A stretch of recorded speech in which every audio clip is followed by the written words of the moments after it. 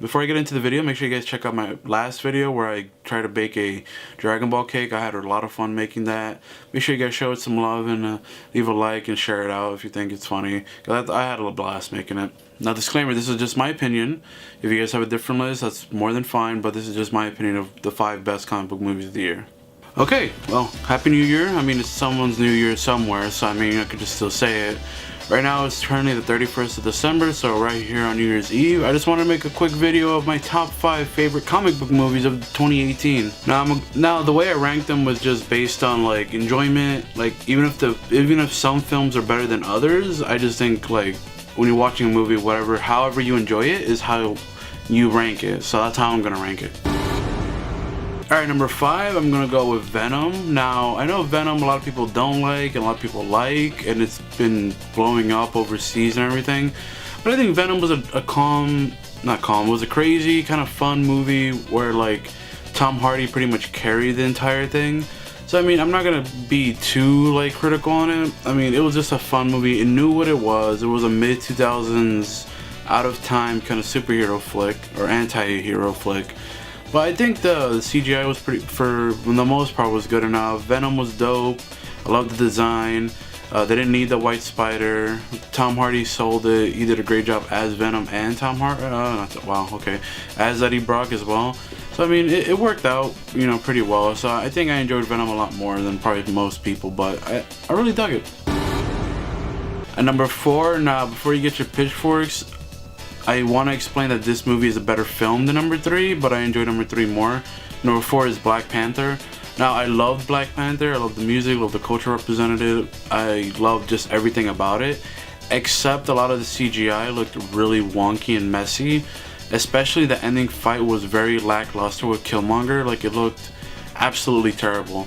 Now, the problem with that fight was that the whole movie was presented in like a hand-to-hand ritualistic kind of combat in Wakanda, so a lot of the best fights from that movie were when they were doing that fight for the throne where he had to give up the power of the Black Panther, so he had to fight like one-on-one, like that one fight he had with M'Baku, I believe, and then he had to fight also Killmonger in the same way, but it was just better than with the CGI fight at the end where it was like just ridiculous looking, cartoony, and then they killed them off too.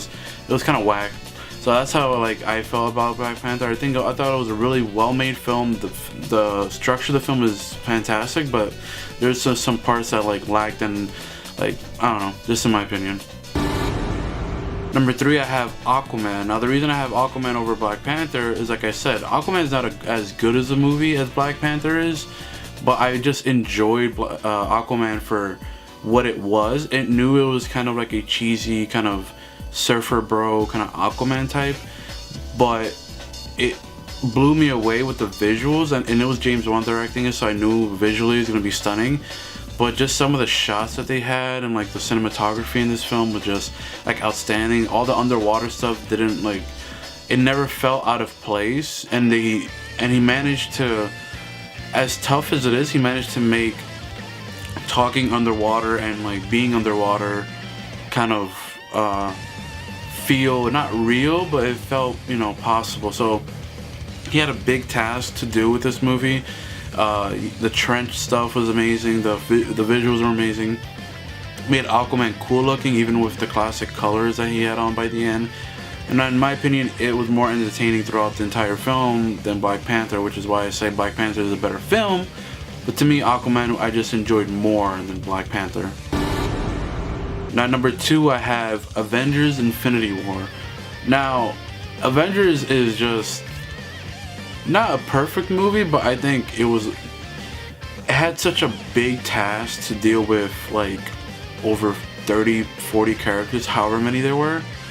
And I just think that the fact that it managed to pull it off in such a like almost like perfect masterpiece style was just amazing. And people that were saying Killmonger is the best villain of the year, no, Thanos is the best villain of the year.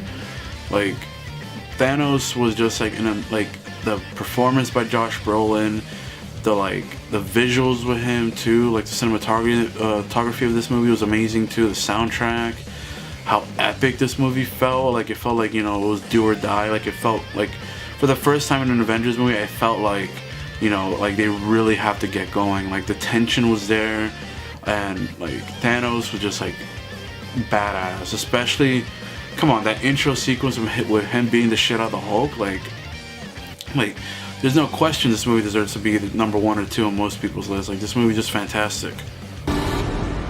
Now number 1 is Spider-Man Into the SpiderVerse, a sneaky animated movie that most people thought was probably going to be garbage, mainly because it was of Sony. It turned out to be the best comic book of the year, comic book movie, and I mean, it was filmed in a comic book style, so I guess it could be both. But the best comic book movie of the year. I mean, there's talk about visuals, cinematography, soundtrack, culture, family, just what it means to be Spider-Man. It had a heart-wrenching Stan Lee cameo. Like, Into the SpiderVerse is the best Spider-Man movie, period. Like, just in general, animated or not. Like, and the best comic book movie of the year. Paced perfectly. The villains were well fleshed out.